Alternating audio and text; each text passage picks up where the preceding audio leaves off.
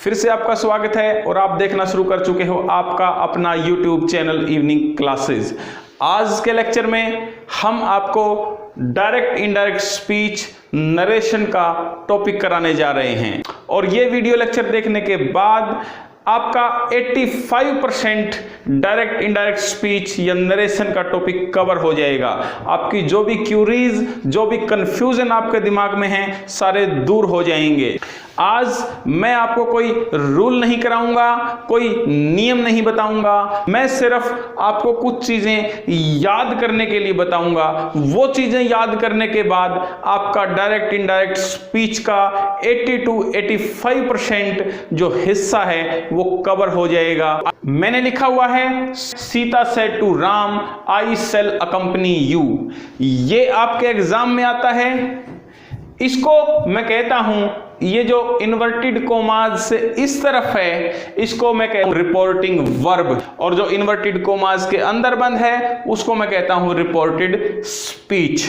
अब आपने करना क्या है, आपने इस पूरे सेंटेंस में सिर्फ 5 चीजें बदलनी हैं। याद रखेंगे आप, आपके हाथ में 5 उंगलियां हैं, आपने सिर्फ 5 चीजें बदलनी हैं। उन 5 चीजों में रिपोर्टिंग वर्ब में आप यहां जो लिखा हुआ है सेड टू, इसको बदलोगे, कोमा इन्वर्टेड कोमास को बदलोगे, और इनडायरेक्ट स्पीच में 3 चीजों को बदलोगे, वो मैं आपको बताऊंगा। मैंने सारी चीजें लिखी हुई हैं, कहां कौन सी चीज बदली जानी है। आप सेड टू की जगह टोल्ड बनाओगे, आस्क्ड लिखोगे, या ऑर्डर्ड, एडवाइज्ड, रिक्वेस्टेड या आस्क्ड लिखोगे। आप सेड टू को टोल्ड, आस्क्ड या ऑर्डर्ड, एडवाइज्ड, रिक्वेस्टेड, आस्क्ड में बदलोगे।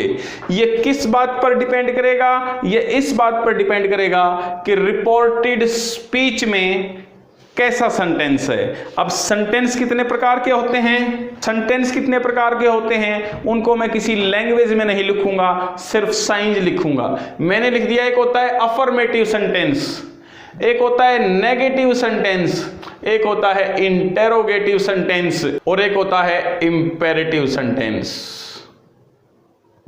हालांकि सेंटेंस और भी होते हैं, लेकिन फिलहाल के लिए हमने सिर्फ 4 तरह के सेंटेंस लिखे हैं: positive, negative, interrogative and imperative. पहले इनको समझ लेते हैं।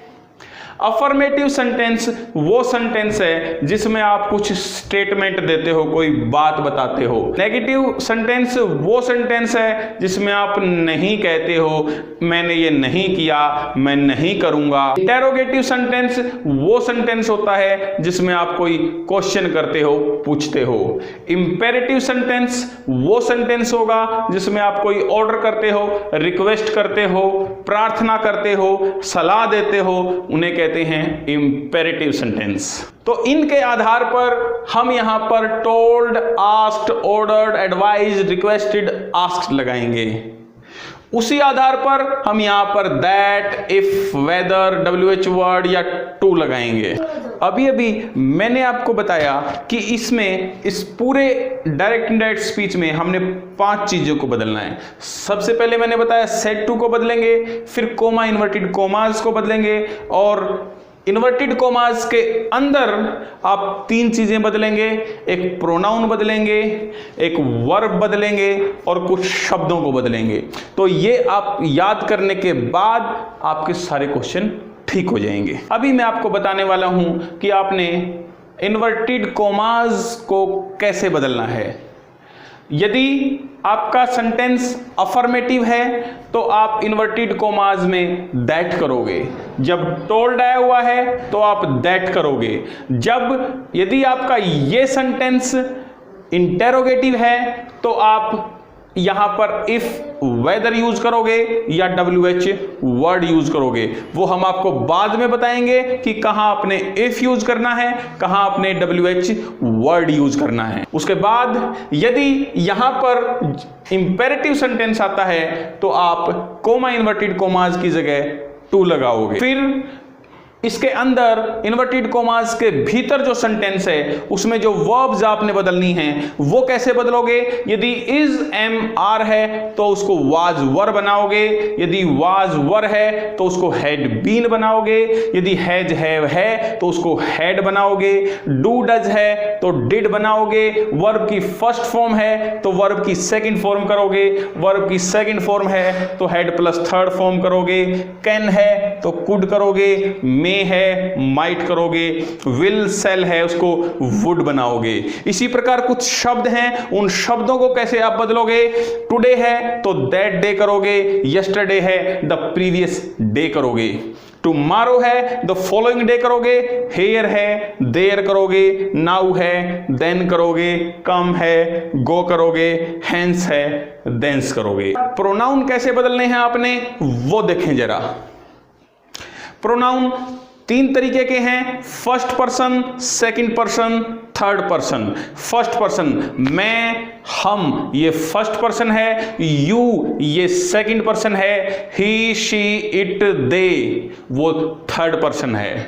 तो इनको आप कैसे बदलोगे? उसको बदलने के लिए आपको ये टेबल याद करनी पड़ेगी। मैं आपको इंट्रोड्यूस कर देता हूं कि ये टेबल क्या कहती है। यहां जो इस कॉलम में लिखा हुआ है वो सब्जेक्टिव केस हैं। ये जितने भी प्रोनाउन हैं ये किसी भी वाक्य का सब्जेक्ट बनते हैं। ये जितने भी प्रोनाउन हैं यहां मैंने लिखा हुआ है ऑब्जेक्टिव, ये किसी भी वाक्य का ऑब्जेक्ट बनते हैं। ये लिखा हुआ है पजेसिव एडजेक्टिव, ये अधिकार को दिखाते हैं। My book, our pencil, your house, his diary, her book, ये सभी पजेशन को दिखाते हैं। उसी प्रकार ये पजेसिव प्रोनाउन है, mine, ours, yours, his, hers, theirs. तो ये मैंने कुल मिलाकर आपको 5 चीजें बताई हैं। मैंने बताया है सेड टू को कैसे बदलोगे, कोमा इन्वर्टेड कोमास को कैसे बदलोगे। यहां 3 चीजें मैंने बताई, उन 3 चीजों को आप कैसे बदलोगे, वर्ब्स को कैसे बदलोगे, कुछ शब्द को कैसे बदलोगे और प्रोनाउन को कैसे बदलोगे। अब इसके बाद हम एग्जाम्पल्स की सहायता से हम ये सीखते हैं कि हमने किस प्रकार कैसे कैसे इनको बदलना है। ये 5 चीजें सीखने के बाद आइए अब हम कुछ एग्जाम्पल्स की मदद से जो हमने सीखा हुआ है उसको अप्लाई करते हैं। मैंने प्रोनाउन को छोड़कर वो 4 चीजें मिटा दी हैं जो हमने बदलनी हैं। प्रोनाउन को कैसे बदलना है, एक फॉर्मूला लिखता हूं मैं, 1 2 3 सन, मैंने लिख दिया 123 सन। अब आपने ये देखना है यदि इन्वर्टेड कोमास के भीतर यानी रिपोर्टेड स्पीच में फर्स्ट पर्सन है तो आप उसको रिपोर्टिंग वर्ब के सब्जेक्ट के हिसाब से बदलोगे। यदि रिपोर्टेड स्पीच में सेकंड पर्सन है तो आप उसको रिपोर्टिंग वर्ब के ऑब्जेक्ट के हिसाब से बदलोगे। यदि इसमें थर्ड पर्सन है तो उसको आप नहीं बदलोगे। जब भी हमने प्रोनाउन बदलना है तो इनकी मूवमेंट ऊपर या नीचे होगी, दाएं बाएं कोई मूवमेंट नहीं होगी। आप मेरी बात समझें। यदि आपने देर को बदलना है तो इसी कॉलम में बदलना होगा, इसी लाइन में बदलना होगा। आप उसको इधर या उधर नहीं लेके जा सकते हैं, ये आप याद रखेंगे। एग्जाम्पल जब हम इसके करेंगे तो आपको ये चीज समझ में आ जाएगी। देखिए यहां लिखा हुआ है Sita said to Ram I shall accompany you. तो मैंने आपको बताया था कि रिपोर्टिंग वर्ब में आप सिर्फ सेड टू को बदलोगे, सीता वैसा ही रहेगा। अब सेड टू को कैसे बदलोगे वो मैंने आपको बताया। आप रिपोर्टेड स्पीच में सेंटेंस देखोगे कैसा है। अब आई शैल अकंपनी यू ये एक अफर्मेटिव सेंटेंस है। जब अफर्मेटिव सेंटेंस है तो सेड टू का टोल्ड हो जाएगा। टोल्ड करने के बाद राम, फिर याद कीजिए जब वहां अफर्मेटिव है तो कोमा इन्वर्टेड कोमा क्या क्या बनता है, दैट बनेगा। फिर आई एक प्रोनाउन है, आई एक प्रोनाउन है। आई को ढूंढ लो कहां है, ये आपका आई है। अब आई कौन सा है, फर्स्ट पर्सन है। आई वी ये फर्स्ट पर्सन है, ये फर्स्ट पर्सन है। ये सेकंड पर्सन है और ये थर्ड पर्सन है। तो आई किसके हिसाब से? फर्स्ट पर्सन रिपोर्टिंग वर्ब के सब्जेक्ट के हिसाब से बदलेगा। इसका सब्जेक्ट सीता है, तो आई सीता, सीता यानी सी, आई सी के हिसाब से बदलेगा। अब आई देख लो, ये रहा आई, ये शी के हिसाब से बदलेगा। मैंने कहा था यूं नहीं जाएगा, सिर्फ ऊपर या नीचे जाएगा कोई भी प्रोनाउन। तो जब ये सी के हिसाब से बदलेगा तो उसी लाइन में नीचे चला जाएगा, शी बन जाएगा। तो यहां मैंने लिख दिया शी। अब याद कीजिए, सेल किस में बदलता है? सेल वुड में बदल जाएगा। और जब ये बदल गया है तो वर्ब नहीं बदलेगी। यहां आपको जो इंपॉर्टेंट बात याद रखनी है वो ये है कि जब हेल्पिंग वर्ब बदल गई है तो वर्ब नहीं बदलेगी। और यू को देखिए, यू सेकंड पर्सन है, किसके हिसाब से बदल जाएगा? ऑब्जेक्ट के हिसाब से बदल जाएगा। यू ऑब्जेक्ट के हिसाब से, यानी ऑब्जेक्ट है राम, राम मतलब ही, राम क्या है? ही। तो यू, अब ये यू कौन सा है? सब्जेक्टिव है कि ऑब्जेक्टिव है? मैंने आपको बताया था यदि ये ऑब्जेक्ट के तौर पर इस्तेमाल हो रहा है तो ये ऑब्जेक्टिव है, क्योंकि आप यहां पर देखते हो यहां भी यू है, यहां भी यू है, लेकिन ये सब्जेक्ट वाला यू है, ये ऑब्जेक्ट वाला यू है। अब इसको बदलोगे आप किसके हिसाब से? राम यानी ही के हिसाब से। अब ही कहां है? ये आपका ही है, लेकिन ये यू इधर उधर नहीं जाएगा, सिर्फ ऊपर या नीचे जाएगा। तो ही वाली लाइन में आने के लिए इसको क्या बनना पड़ेगा? हिम बनना पड़ेगा। तो ये हिम हो जाएगा। ठीक है बच्चों, समझ में आया होगा। अब नेक्स्ट देखते हैं क्या है। Raju said to me you are now a doctor. Raju नहीं बदलने वाला है। सेड टू किसके हिसाब से बदल जाएगा? ये सेंटेंस देख लीजिए, ये एक अफर्मेटिव, एक सिंपल सेंटेंस है। सिंपल है तो टोल्ड बन जाएगा। मी ये नहीं बदलेगा। यहां ये अफर्मेटिव सिंपल सेंटेंस है तो दैट बदल जाएगा। यू कौन सा पर्सन है? यू आपका सेकंड पर्सन है। सेकंड पर्सन है तो किसके हिसाब से बदलेगा? सेकंड पर्सन ऑब्जेक्ट के हिसाब से बदलेगा। ऑब्जेक्ट क्या है? मी। तो यू मी के हिसाब से बदलेगा।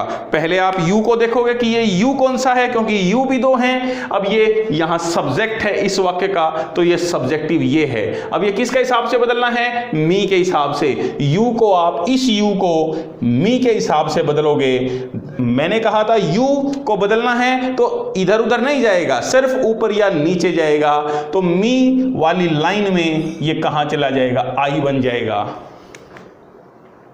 आई। उसके बाद इज एमआर किस में बदलता है? याद कीजिए, वाज या वर में। तो आई के साथ आप वाज लगाओगे या वर लगाओगे? आई के साथ वाज लगाओगे, आई वाज। और नाउ किस में बदल जाएगा? देन में बदल जाएगा, ए डॉक्टर। तो बच्चों ये समझ में आ गया होगा। नेक्स्ट पर चलते हैं। सुनीता नहीं बदलेगा। सेड टू, क्योंकि ये सिंपल है तो टोल्ड में बदल जाएगा। यू ही रहेगा, क्योंकि आप रिपोर्टेड स्पीच से इस तरफ पहले, इन्वर्टेड कॉमा से इस तरफ पहले, रिपोर्टिंग वर्ब में सिर्फ आपको सेड टू ही बदलना है। और ये अफर्मेटिव है तो आप कोमा इन्वर्टेड कोमा की जगह दैट लगा दोगे। और रिपोर्टेड स्पीच में क्या करोगे? ही। अब देखो बच्चों, ही कौन सा प्रोनाउन है? ही थर्ड पर्सन है, तो थर्ड पर्सन नहीं बदलेगा किसी में भी। थर्ड पर्सन ही रहेगा। तो ही राइट्स वर्ब की फर्स्ट फॉर्म है, वो सेकंड बन जाएगी, रोट हो जाएगी, ए लेटर। अब आखिरी सेंटेंस पर आते हैं बच्चों। माई फादर, ये ऐसा ही रहेगा। सेड टू, क्योंकि ये सिंपल सेंटेंस है तो टोल्ड बनेगा। रोहन ही रहेगा, और ये सिंपल है तो ये दैट बनेगा। अब यहां पर लिखा हुआ है आई फर्स्ट पर्सन है, किसके हिसाब से बदलेगा? सब्जेक्ट के हिसाब से बदलेगा। आई सब्जेक्ट के हिसाब से, रिपोर्टिंग वर्ब का सब्जेक्ट कौन है? My father. माय फादर क्या है? ही। यानी आई ही के हिसाब से बदलेगा। तो देखो कैसे बदलेगा, ये आई रहा, ये ही रहा, तो इधर आ जाएगा, ये ही बन जाएगा। ही। मेट वर्ब की सेकंड फॉर्म है, वो हैड प्लस थर्ड फॉर्म बन जाएगी, हैड मेट अनिल। और याद करो यस्टरडे किस में बदलता है? द प्रीवियस डे में बदलता है, द प्रीवियस डे। तो स्टूडेंट्स, मैं उम्मीद करता हूं कि जो जो चीजें आज हमने की हैं वो आपको अच्छी तरह से समझ में आई होंगी। इसकी प्रैक्टिस कीजिए। यदि आपकी कोई क्यूरी है, कोई सवाल है, कोई सजेशन है, तो कमेंट बॉक्स में हमें बताइए, हम आपका रिप्लाई करेंगे। बने रहिए हमारे साथ, हम फिर आएंगे नरेशन का ही नेक्स्ट पार्ट लेकर। हम आपसे वादा करते हैं कि नरेशन आपको उंगलियों की टिप्स पर हम करा देंगे। तो देखते रहिए आपका अपना यूट्यूब चैनल इवनिंग क्लासेज। इसको लाइक करिए और शेयर करते रहिए।